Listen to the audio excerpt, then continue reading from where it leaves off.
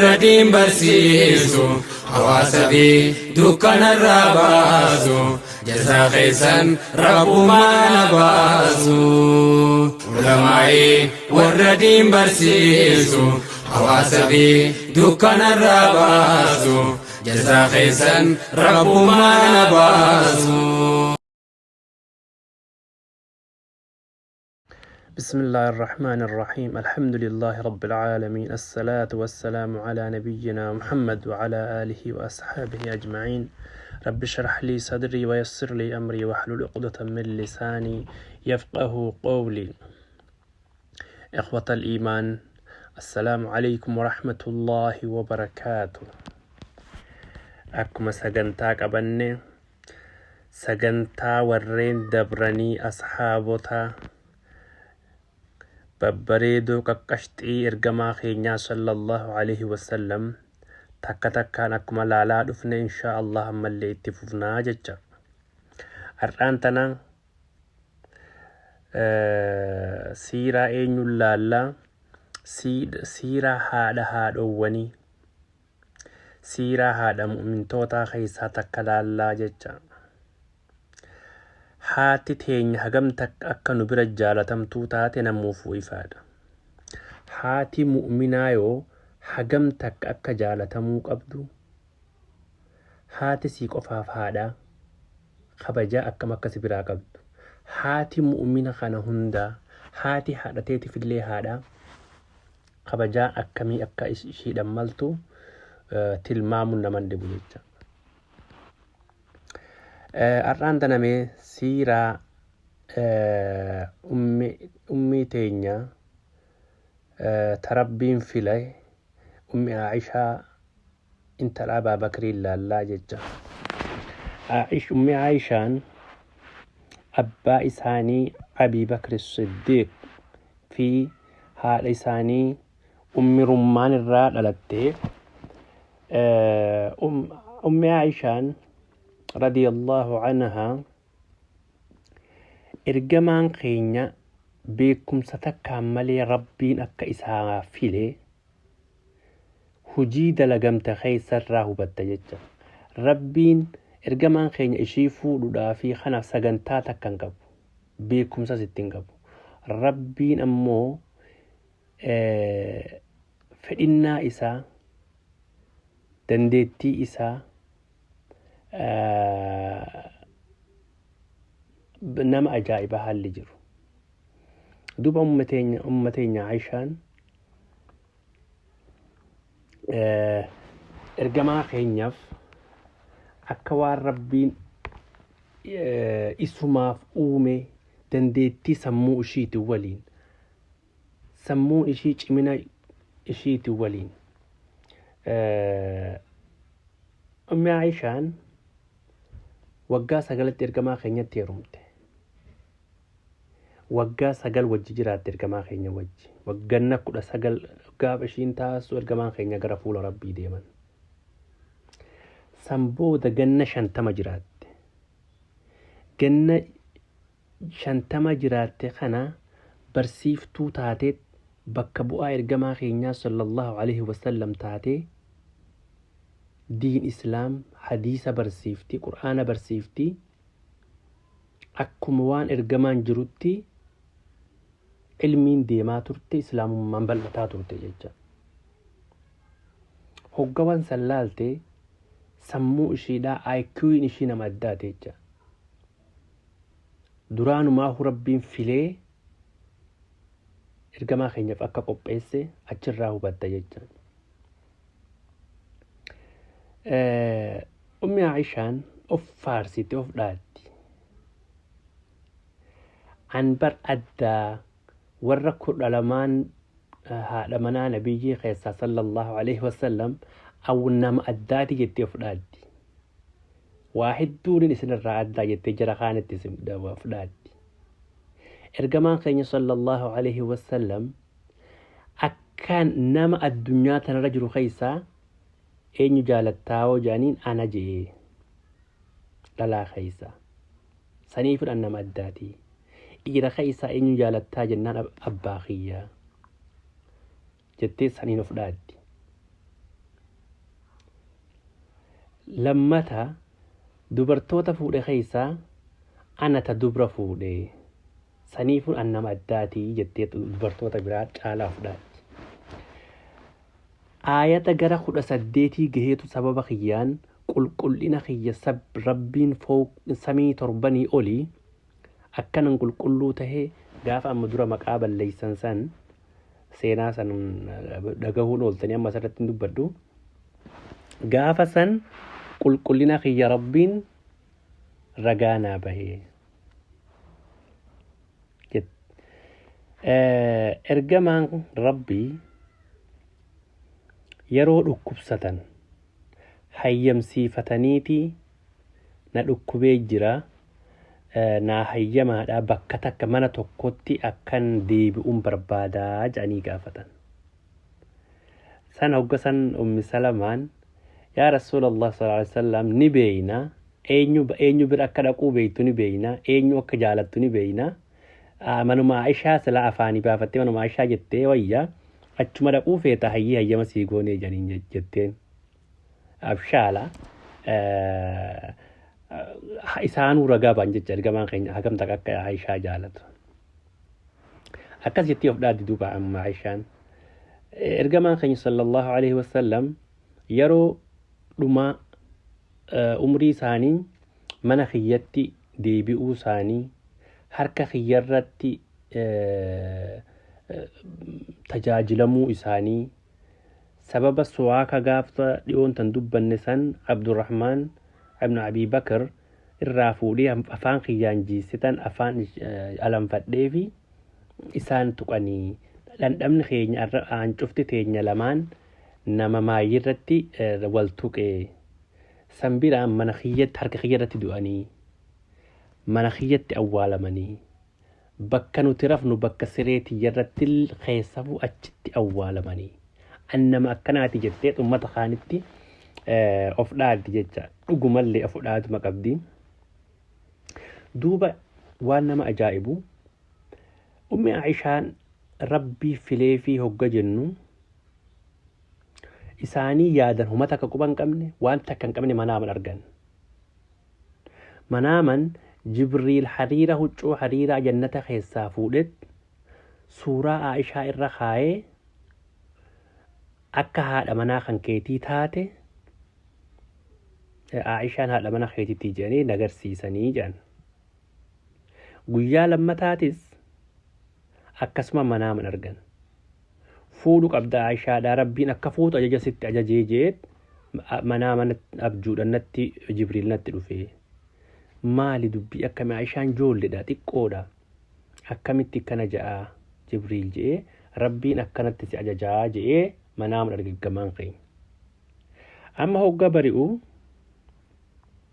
amma yeroo tan ergamaan keenya Khadijaanis akhiraatiin ta'e beekadhaa kophaa jiran ni yooma hin fuune haadha manaan qabanii. Hoggaa tana barii bar waan ajaa'ibaati. Khawlaa binti Haakim jedhanii dubartiin takka ergamaa keenyatti dhufte akka waan ergamtee deemtu.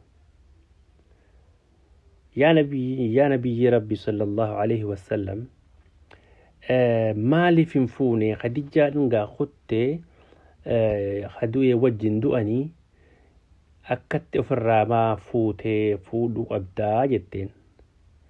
Eenyuun fuudhaa jeen feetu dubra feetu sayyibaa abbaa feete fuutaa jetteen jecha Khawlaan tun.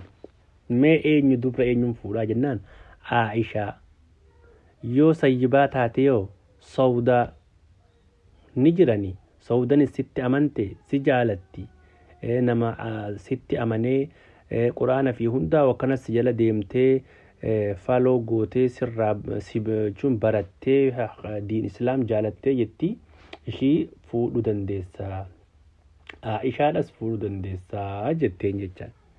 Hayyee deemii gaafadhu irraa fixii jedhaniin ergamaan keenya. Amma hoggata nagaa karaman Abii Bakrii qajeelte amma Khawlaan. Dhayixee hoggol seentu umrummaantu mana jira haadha Aishaa jecha umrummaan. ilililili jette akkuma gaama ililchan kanatti ililchaa mana seenti. Maaltu argame yaa khawlaa jetteeni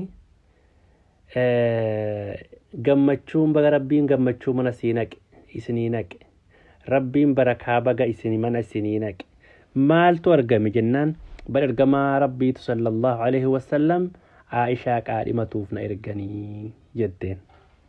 Hayyee gaabee dubbiin taate abbaan haa dhufu Abii Bakri eeyinaa jaaniin jetteen. Abii Bakris ni dhufe. Hogga Abii Bakri dhufus ililchite.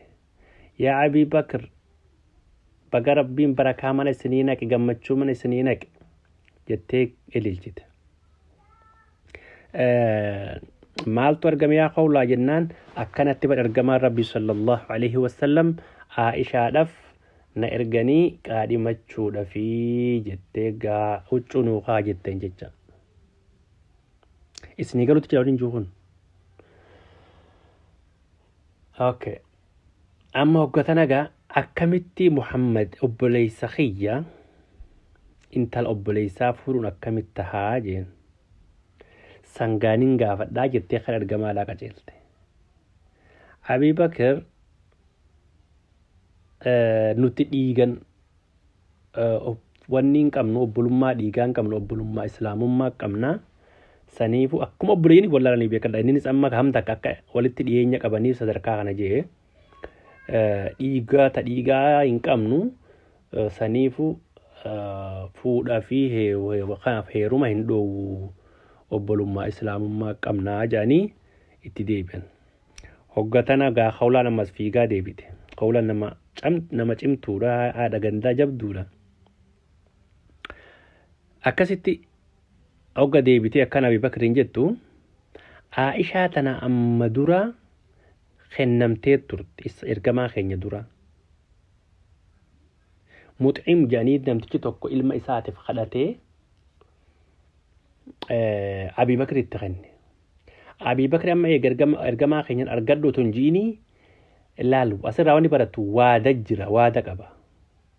Mushrikallee ta'u namni kun kaafirallee ta'u waadan sun waadadha jecha. Mee yeroo naa kennii jee khawlaadhaan karaa mana Mux'im kana qajeele. Hogga dhaqee ji'u Mux'im hogga ergamaa Abii Bakri Siddiiq ol seenu irruma bu'e. Abii Bakri maal barbaada dhufte? Inumaa mucaa keenya akka intala teenurraa fuudhuuf dhufte moo mucaa kiyya nuunaa eebbisuu dhufte? Oddoo inni dubbiin gahin haati mucaatis irratti baate. Inumaa ati mucaa kiyya intala tan teetti kannitee gara islaamuu mana jalaa kafarsiisuu deemta. Kafarsiisuu kaafira badisaan na jalaa kafarsiisuu deemta. Deem intalli tan teef nyaanin nu haa baatu. Abii Bakri gammachuu maal jare? Duraan waadadha awwaadaan cabsuu gaafa duraati jechuudhaaf dhaqeecha. Inni silaa ergamaa kan nuun kaane yoo jarri sun dhiisuu baatan waadaa san kabajumaaf deemecha. Haala saniin oduma inni nuu khayrun sharru waan takkan dubbatin isumaa achitti waa hunda fixanii rabbiin hagam takka laala akka dalagu jiru gortanii. Hayyee nagatti jee dhufee khawlaadhaan ergamaa keenyan argadhu jedhanii Aishaan akkasitti qaadhimaa isaanii taatee jecha. Insha Allah itti fufnaa. Seenaan ummi Aishaa akka malee dheeradha. Guyyaa gaa torbaan malee kanatti fixuu hin dandeenyu. Akkasitti ilaalla insha Allah. Jazaakumullahu khairan. warra diin barsiisu hawaasa fi dukkanarraa baasu jazaa keessan rabbumaan baasu. Duuba gaasan booda Aishaan kadhatamte. Aishaa yeroo tana ganna 7 amma jidduu tana godaansi Madiinaatti hijraan tahee Aishaa fi obboleeyyan shiitis godaanan karaa Madiinaadhaati. Boodarra gaama Abii Bakri faan ergamaan keenyas godaananii Abii Bakri Aishaan achitti gaadamni bulsaanii bultii mana godhatanii Abii Bakri faanii achuma Abaa Bakri bira jiraataa turte. Ni dhukkubsatte ummi Aishaanii gaaf tokko laalee erga Abii Bakri ishii dhukkubsattu bira ol seenee laalee akkasitti waa'ee godhee fi biraa bahe amma waggaa tana yeroo dhukkubsatu tana akka laydaa busee godhe ergamaa rabbii bira dhaqan sallallahu alaihi wasallam yaa ergamaa rabbii intalti tun geesse ganna sagal geesse amma ofirraa yoo walitti galta yoo fuute yoo janiin jecha as keessatti wanni hubattu Aishaa ganna amma sagalitti fuudhee joolle fuudhee maal khajaan osoo ergamaan rabbiitu hin kadhatin amma 7 san duraahu qaadhimamtee jirti akka aadaa biyya sanitti waa asirraa waan barattu jira joollummaadhaan fuudhuun ni jirti takka amma 7 akka qaadhimamtan amma 7 duraahu jecha gaafa ergamaan rabbii qaadhimatu amma 7 san duraahu mucaan muximsuun qaadhimate lama namni yeroo sanii amata sagalitti sunnaan isitti arkamee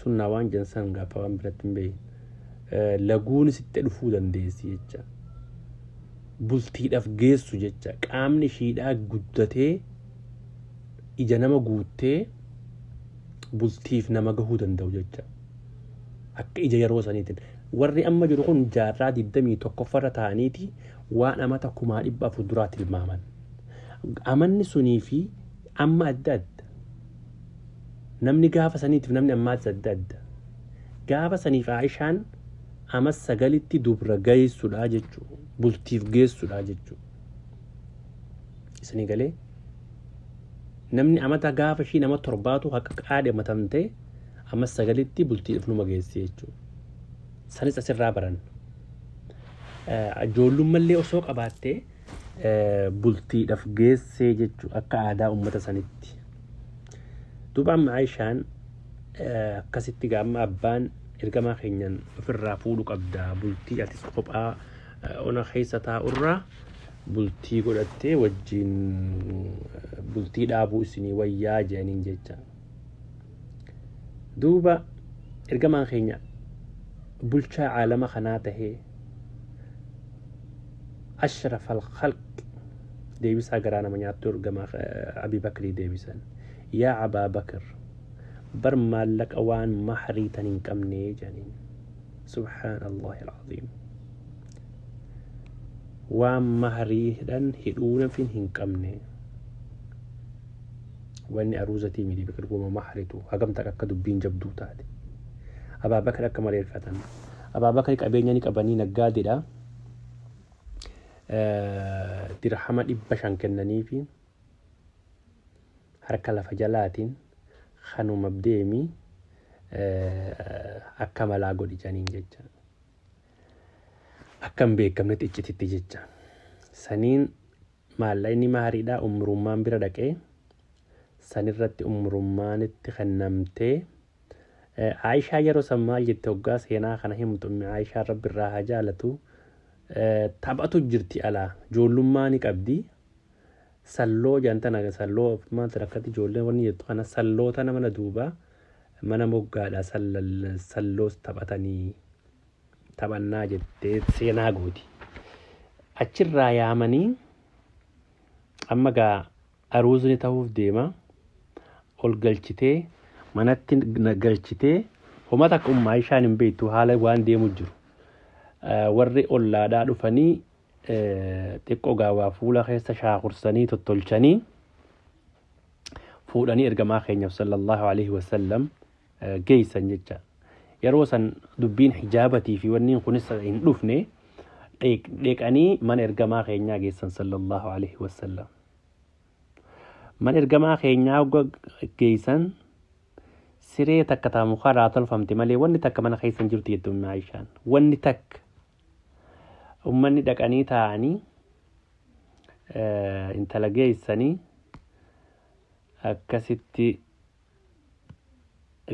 aruuza fafakkeessanii duuba hoggatana mana keessa jette Aishaan wanni nyaatamu wanni dhugamu wanni takka hin jirtu kubbaayyaa tokko ollaan fide isa qofaatu jira kubbaayyaa aannanii. Isuma kana ergamaan rabbii sallallahu alayhi wasallam irraa qammasanii irraa dhuganii Aishaanis dhugi jedhaniin. Aishaan ni didde akka wanni ni jira miti akka keessummummaa yookaan nama hogga dura wanni amala akkasii sun ijaan lafa laalaa didde.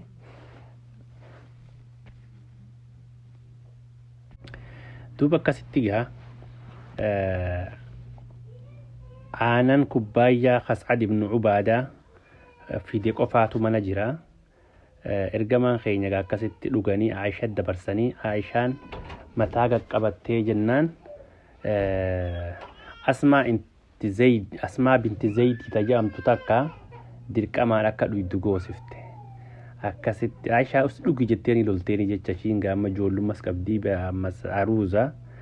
Asmaan tun amma ergamaan keenya aanan ummata warra jiruufis manaa hundaa waliin gahii jennaan itti kubbaayyaa as deebittee yaa ergamaa keenya sallallahu alayhi wasallam mee kubbaayyaa kan irraa dhugi bakka isin irraa dhugdaniin anillee barakaan teessan naa haaseentu achirra hidhiitii jahaahee achirraa kubbaayyaa san dhugaa jettee ergamatti deebiftee ergamaan irraa dhuganii kennanii fi ishiinis irraa dhugdee. Duuba gaa akkasitti uummanni kunis irraa dhugan jecha. Ummi Aishaan achirraa laaltee amma hogga seenaa dubbattu aruuza kiyya bar gaalli tokkoon qalamne. Aruuza barakaa qabu lafa tanarratti yoo jiraata isaaniiti. Re'eentiin takkan qalamne. Kubbaayyaa tokkicha Sa'ad ibn Ubaadaa fideeni aruuza kiyya adda galchanii jettee takka seenatti kaaftee dubbatti jecha. Seenaa dheertu jira keessatti garii irra dabarra. Bifa kanaan deemaa ture. Seenaa Ummi Aishaadha ta garaa nama nyaattu ta nama ajaa'ibsiiftu fuulduratti deemna amma akkuma seensatti haguma kana irraa bismillah isinii jee seenaa ammoo barnoota qabdu ta irraa barannu fuulduratti jechoo deemna xiqqoo xiqqoon baranne insha Allah jazakumullahu khairan.